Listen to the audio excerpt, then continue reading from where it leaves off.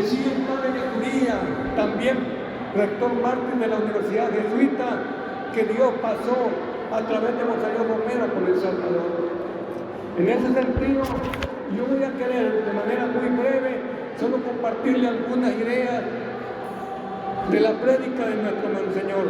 Y lo más paradójico es que esa prédica se puede aplicar perfectamente a la realidad que hoy vivimos. Porque una lectura del actual momento y de aquel momento social y político nos permite entender que el salvadoreño promedio, el salvadoreño de a pie, el salvadoreño que apenas llega al fin de mes porque no le alcanza, ese salvadoreño se debate entre el escepticismo y entre la desesperanza. Ya no creemos en nadie, porque nos fallaron los partidos, las gremiales, porque nos fallaron la academia, porque nos falló todo el mundo. Y en ese sentido es donde la voz de San Romero de América, de Monseñor Óscar Arnulfo Romero, de San Óscar Romero, vale ayer como hoy. Pero hay un pastor también mártir, un padre como es el padre Segundo Montes, que nos dijo que los católicos, que los cristianos no tenemos el derecho humano a la desesperanza. Por mucha realidad dura y crítica que nos toque enfrentar y confrontar día a día, no tenemos el derecho humano a estar en desesperanza, porque la desesperanza del cristiano es también promesa, y la palabra y la promesa de Dios es perfecta.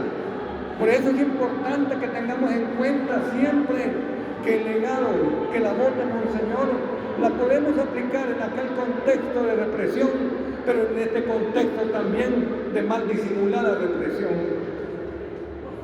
Quiero decir que a los pecados estructurales, a los males sociales, Monseñor le llamó los pecados sociales. ¿Cuáles son esos pecados? Primero que nada, el marcado individualismo, el materialismo social que nos lleva a ser consumistas. Hay 2 celulares por cada persona en el país. La cultura del tener, no del ser, el acumular.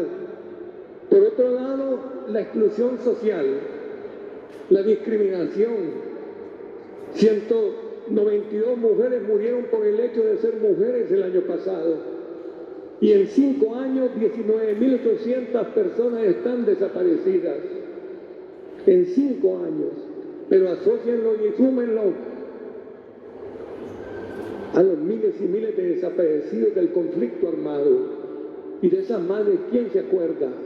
¿Se acuerdan de las madres de los desaparecidos recientes de la posguerra? ¿Que acaso hay madres de primera y segunda clase? ¿Acaso el dolor de la madre a la que le han desaparecido un hijo o una hija no es igual?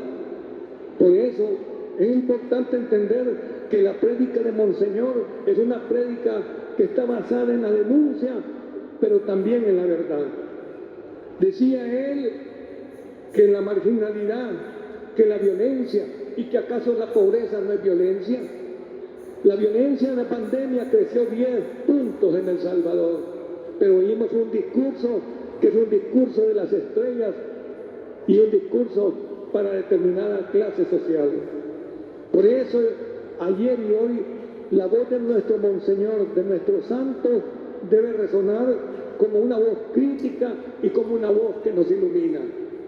Esto es importante decirlo porque tan bien como lo dijo Monseñor Casaldáliga, la voz de Monseñor suena a la voz de un cuerno en el jubileo. Es iluminador y crítica. Hoy hemos construido un orden social que tiene por lo menos 3 características. Es una sociedad que sigue socialmente hablando muy excluyente. Pero es también económicamente muy concentradora. Antes eran 14 familias, hoy dice Oxfam que son 167. 167 se acumulan 85 centavos de cada dólar. Los otros 15 son los que hay que rebuscarse. Se ha creado una sociedad simétrica y desigual Una sociedad donde pocos tienen todo o casi todo y los muchos no tienen nada o casi nada. Los primeros se debaten en ser ricos o ser opulentos y los otros en ser miserables o siquiera ser pobres. Por eso, esta sociedad es una sociedad que está, digo, entre el escepticismo y la desesperanza. Ya no creemos en nadie. Pero sí debemos creer porque no existe el derecho humano a la desesperanza y porque al final el pensamiento y la doctrina y los valores que proclama Monseñor son una guía, son una referencia, son un norte. Aquí llamo a la Iglesia también a que asuma su papel de iluminadora y de guía en este momento de noche triste y de noche negra. Por eso es importante recordar siempre que en la prédica de nuestro pastor mártir había no solamente denuncia, sino que había sobre todo una incesante proclamación del Evangelio. Ay, decía de aquella prédica que no denuncia, porque además de estar fuera de la historia, no cumple con los valores que la palabra nos enseña. Esa palabra y esa promesa que son perfectas. Un signo de la Iglesia de que va por el camino correcto es que es iglesia perseguida. Una iglesia cómoda, una iglesia ritual y jerárquica no está haciendo o asumiendo su rol que la palabra, que el Dios de liberación espera. Por eso yo quisiera en este punto decir que para cualquiera la figura de Monseñor Romero es representativa, pero para tener claridad de Monseñor Romero hay que decir algo primero. Monseñor Romero es simplemente un ser de escogencias, es un ser de decisiones. Y felizmente cuando él opta, lo hará por el más pobre en sentido evangélico, es decir, aquel que es heredero de la promesa. Yo creo que para definir cuál es su legado y la validez de su mensaje ayer como hoy, es necesario determinar cuáles, digamos, las características de su figura. Primero, es un pastor mártir. Lo que podemos, a través de definirlo como un pastor mártir, es decir que es coherente. Va a dar o entregar su vida, ese don precioso, lo va a dar por lo que cree, por su fe. Su valor de coherencia es lo primero que hay que rescatar de su mensaje. Él no hace una cosa y dice otra. Él muere por lo que cree. Su fe le ilumina su pasado. Pero además de ser un pastor mártir, también lo ha sido el padre Navarro, también lo fue el padre Octavio, o el padre Barrera Moto, o la monja Marinol, o lo fueron los sacerdotes jesuitas, o el padre Rutilio y sus colaboradores. Pero sobre todo, él es la voz de los sin voz. A Monseñor le corresponde el papel que le corresponde a la Iglesia, es de pronunciar el verbo y la palabra por quienes no pueden hacerlo. Y en ese sentido, Monseñor tiene otro valor también, y es que en su proclama refleja valentía, coherencia y valentía y sencillez. Esto es importante porque nos lleva al tercer aspecto, el guía espiritual de la nación. Los salvadoreños y salvadoreñas, 300 se han ido al norte este día buscando un proyecto de vida, porque este es un modelo que expulsa y que coloca como primera opción al salvadoreño, mejor váyase, sobre todo a los más jóvenes. Pónganse a pensar qué modelo de sociedad se ha construido en El Salvador si 48 niñas quedarán embarazadas día a día, si entre 300 y 500 personas seguirán al norte. ¿Qué modelo de sociedad hemos construido? Porque no hemos seguido exactamente las enseñanzas de nuestro guía espiritual. Y no es guía espiritual porque un gobierno de turno así lo proclamó, es guía espiritual porque el salvadoreño así lo reconoce. Pero finalmente, Monseñor es sobre todo un profeta social, un profeta que denuncia incesantemente los pecados estructurales de la miseria, de la opresión, de la represión, de la exclusión, de la marginalidad, del individualismo y del materialismo. Pero sobre todo, Monseñor es un profeta social que anuncia la buena nueva.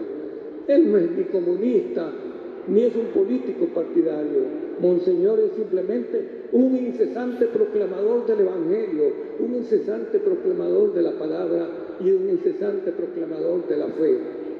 Por eso quiero decirles que Él oye la voz de Dios a través del clamor de su pueblo. Al igual hoy la iglesia tiene que hacerlo. La verdad que es un elemento central en el mensaje de nuestro pastor mártir, de nuestra voz de los sin voz, de nuestra guía espiritual. La verdad es un punto central en ese mensaje, pero la verdad tiene un efecto doble.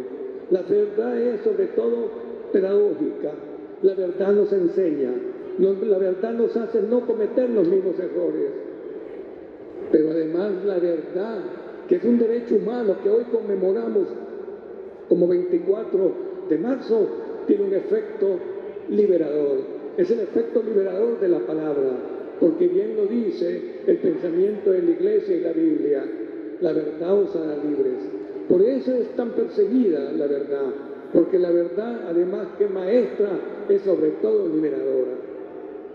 Hay algunos que en el presente tienen la sensación que la historia comienza con ellos, y hay algunos que piensan que la verdad solo la poseen ellos, la inscriben a su nombre en el registro, pero la verdad es una construcción colectiva. La verdad la construimos entre todos y todas. Por eso yo quiero decirles que la Iglesia debe centrarse en el papel de denuncia, en la proclamación incesante de la palabra, pero debe ser voz de los sin voz. Es de identificarse con los pobres. Y en el mensaje de la Iglesia, como en el mensaje de San Romero de América, del Monseñor Óscar Arnulfo Romero y de San Óscar Arnulfo Romero, hay que rescatarle su honestidad, su coherencia, su humildad, su sencillez, porque no es una prédica político-partidaria, es a la luz del Evangelio leer la realidad social. Quiero decir esto y ojalá que quede muy claro, porque es doloroso, pero debe quedar muy claro. En El Salvador, desde siempre se confrontan dos posiciones. Por un lado están los que postulan el perdón y el olvido. Frente a esta tesis, que es irresponsable, antiética e inhumana, está el ciclo restaurativo de los pobres y de las víctimas, que plantean su tesis de la verdad, la justicia, la reparación y garantía de no repetición. ¿Por qué algún sector como de los agresores, de los perpetradores, de los victimarios postulan esta tesis de simple perdón y olvido? Porque les conviene, porque el verdadero perdón en el catolicismo social surge del corazón, y el verdadero perdón lleva el afán de arrepentirse y el propósito de enmendarse. El perdón no son las disculpas, el perdón es un gesto íntimo. Y aquí no ha habido perdón social, primero porque nadie lo ha pedido y segundo porque nadie se ha arrepentido. En ese sentido, un elemento que hay que rescatar es que el verdadero perdón se va a dar, pero como un proceso. Olvidar es amnesiar, es amnistía. Pero hay que luchar por imponer esa tesis de la verdad, de la justicia y de la reparación. Hay que reparar de manera moral a las víctimas, porque lo primero que hicieron los poderosos y perpetradores es descalificarlas y humillarlas, es exhibirlas como torpe. Por eso la reparación, primero que nada, debe ser una reparación moral, debe ser reconocerles su calidad de víctimas, porque siempre sospecharon que a saber en qué andaban metidos. Eso no es cierto. Los mataron por su fe y por sus creencias. Otro aspecto importante es social. La reparación es social porque tiene que ser ante todo el conjunto del colectivo que la víctima sea reivindicada. Y finalmente hay que repararla porque lo que le han destruido es su proyecto de vida. Por eso no me gusta esa ley de dignificación de las víctimas y de esa ley que están hablando ahora de reparación. Primero, porque no escucharon a las víctimas. No le preguntaron a las víctimas qué quieren, sino como parte de un requisito burocrático, simplemente presentan un proyecto de ley que se olvida de las verdaderas víctimas. Esa ley de reconciliación hay que ponerla entre comillas y en minúscula, porque no es una verdadera ley de reconciliación. Ya para ir sintetizando, quiero decir dos cosas. Una, cuando a Monseñor Romero le dan el doctorado honoris causa en la Universidad de Lovaina, y antes, cuando le dan el doctorado en la Universidad de Notre Dame, a Monseñor Romero le permiten hacer una serie de reflexiones que se reúnen en lo que se llama la dimensión política de la fe, porque ahora nos dicen no se metan en política y muchos caemos en la trampa. A mí eso de la política no me gusta, tengan cuidado. Lo que no nos debe gustar es la forma en que hacen la política, pero la política sigue siendo el arte y la ciencia para transformar la sociedad.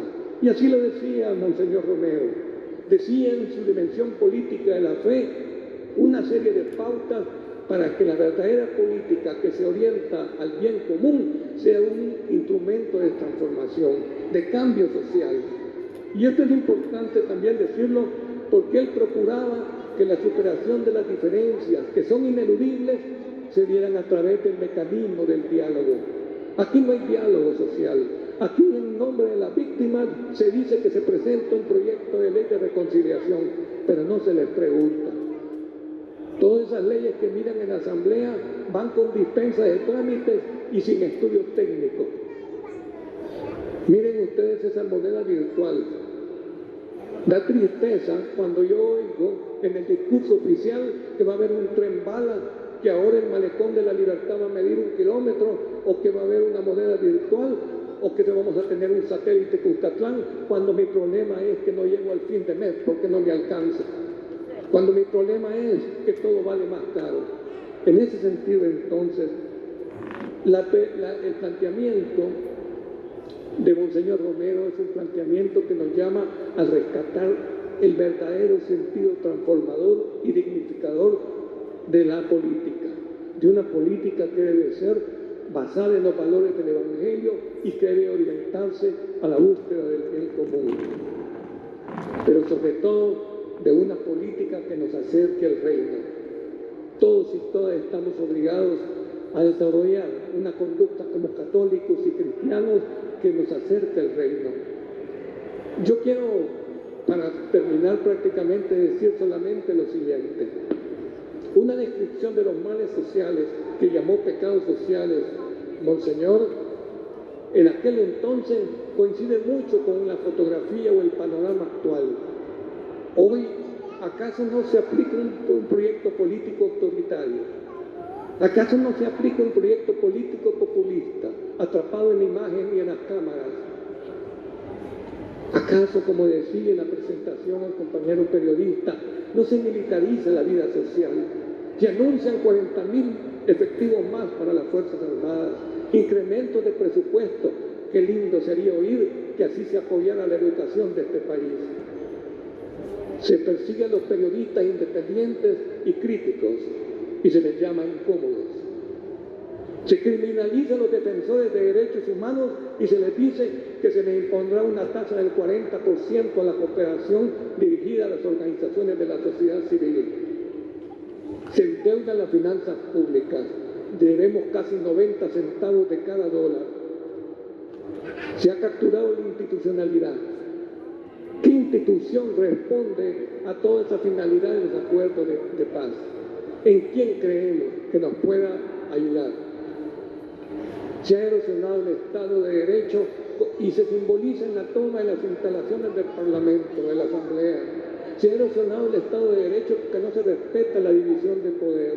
Se ha erosionado porque se captura la institucionalidad y se ponen servidores públicos que son más servidores que públicos.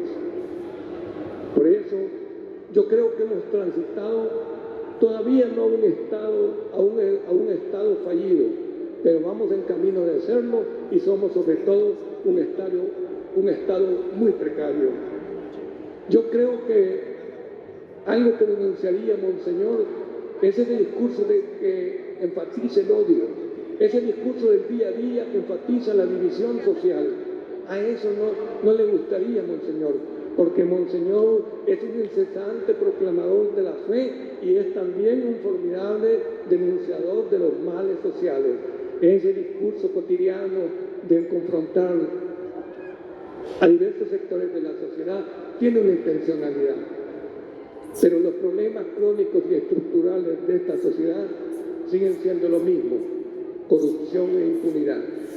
¿Acaso no es impunidad la que vivimos? ¿Acaso no es corrupción la que se practica todos los días? Por eso, y a manera de reflexión final, yo quiero decir nada más la siguiente palabra. El católico no tiene derecho a la desesperanza. El católico, bien lo decía el padre Montes, que mártir también de noviembre del 89, el padre Montes enseñaba: no hay derecho humano a la desesperanza. Podemos tal vez sentirnos tristes y sentirnos apabullados y, como dije antes, escépticos y desesperanzados por momentos, pero no existe el derecho humano a la desesperanza. Recordemos también que la esperanza en el católico es promesa. Recordemos que la promesa y la palabra de Dios son perfectas y tienen los tiempos para hacer realidad nuestro clamor, porque Monseñor Romero pasó en el Salvador, porque Dios dice, el padre Yacudía, que Dios pasó en El Salvador a través de su figura. Este es un momento de excepcionalidad. Estamos viviendo un momento que es un momento de parteaguas, un momento que marca un antes y un después. Pero la ética que nos enseña y que se refleja en el pensamiento de la Iglesia, en la doctrina de la Iglesia y en la doctrina de Monseñor, debe ser un norte y un guía para que nos lleve a construir un modelo de sociedad que sea no solamente una sociedad más justa, más democrática, sino sobre todo una sociedad más humana. A 42 años de su muerte martirial, Monseñor nos inspira su lucha y su mensaje. Y hoy le rendimos tributo a quien está más vivo que nunca. ¡Viva Monseñor Romero!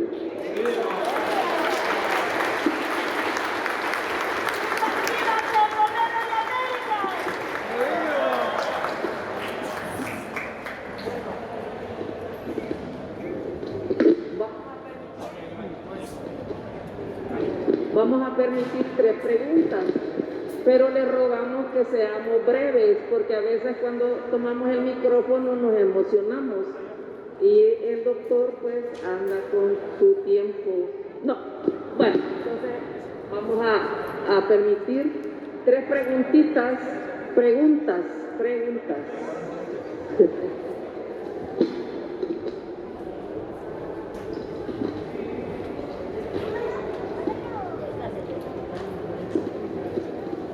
Muy buenos días. Cada época tiene su profeta. Monseñor Romero le tocó vivir su época, denunciar lo que le tocó denunciar y dar la esperanza de lo que debía dar. Pero ahora en este tiempo son otros problemas. ¿Cuál es el reto de nuestra jerarquía católica y cuál es el reto de nosotros, como decimos cristianos comprometidos, para tratar, quizás no de revertirla, sino de luchar para que este sistema de cosas pueda cambiar y se asemeje mejor a una verdadera vida digna? Hay mucha esperanza con lo que el Papa ha puesto pues a disposición, la Iglesia sinodal. Eso sí trae una gran esperanza, pero igual que Medellín, yo creo que le van a poner muchas trabas. Gracias. Gracias por sus palabras, por su pregunta.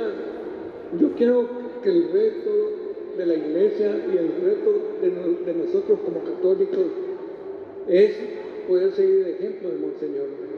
Es que Monseñor, en su mensaje, en su prédica, lo que nos compartió es un caminar. Él nos delinea una ruta para construir una sociedad apegada a los valores del Evangelio.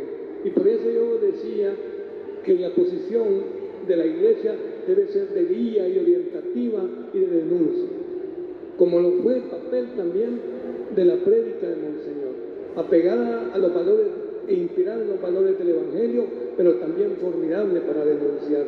Entonces yo diría, con una visión más de católico, porque me siento muy orgulloso de serlo, de que el reto y desafío para la Iglesia como para nosotros es el mismo, si llegamos a Monseñor.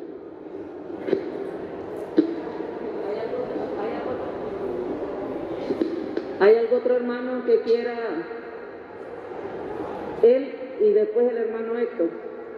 El hermano.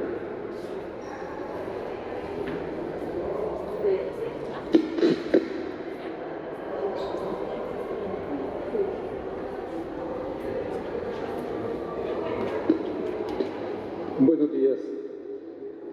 Agradecer por la buena polémica que nos está dando ahorita.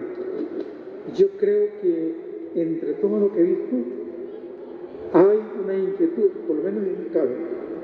Es decir, nos fallaron los partidos, nos fallaron las organizaciones, nos hemos fallado nosotros mismos. Ahora entonces, ¿en quién confiar?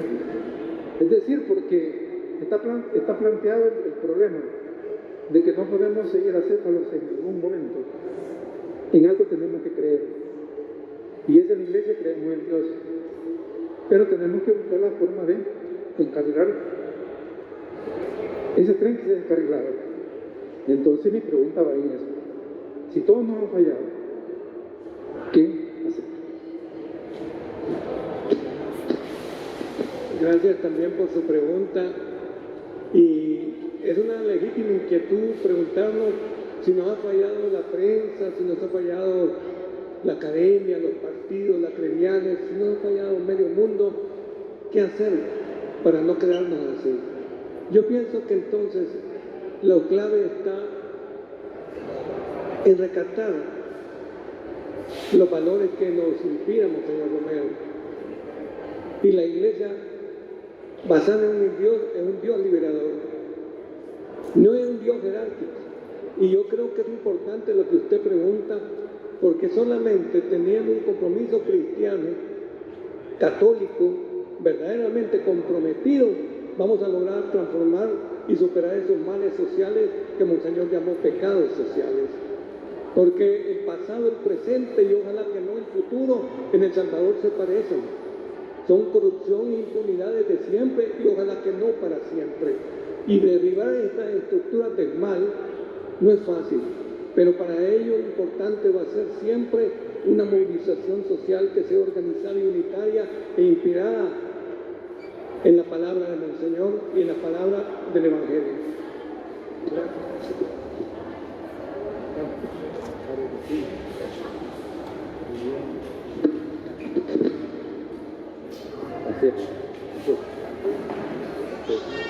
Sí, tenga todos muy buenos días. Mi opinión es esto. Yo más antes venía a las celebraciones de Monseñor Romero, desde el año 2000 para acá, pero yo he notado que del 2000 para acá últimamente como que se ha opacado estas celebraciones. Una parte fue ya con la pandemia, ¿va? Porque yo me recuerdo cuando venían aquellos grupos del extranjero que a tocar los corridos de Monseñor Romero aquí en El Salvador del mundo, ¿va? Entonces se veía un vacío, ¿va? Y secundando también lo que dijo el señor anterior, es cierto, nosotros ya no hayamos en qué creer, porque la verdad de las cosas es que todos nos han mentido. Y la verdad de las cosas es que cuando Monseñor Romero tenía vida, el pueblo, parte del pueblo había puesto la esperanza en él, ¿me entiendes? Y el problema está cuando a él lo asesinan, supuestamente el pueblo como que perdió la voluntad, pues sí, porque como que había puesto una esperanza en un procurador que se había convertido en un procurador de toda la humanidad en esa época, porque le tocó vivir tiempos difíciles porque estaba la guerra, los conflictos armados aquí en El Salvador, y para un profeta, un verdadero profeta, no era fácil, pues. Pues muchas gracias. Gracias, y quizás más que preguntas, un comentario, un buen comentario que nos permite, quizás para terminar, solo decir que la palabra de Monseñor de San Óscar Arnulfo Romero, además que nos inspira, también nos cuestiona y nos pregunta qué estamos haciendo nosotros como individuos y colectivos para cambiar las cosas. Por eso, quizás de la reflexión que hemos hecho en colectivo, yo les agradecería que para el discernimiento al que estamos obligados, católicos y católicas, pensemos sobre todo qué podemos hacer para cambiar las cosas. Muchísimas gracias por su atención.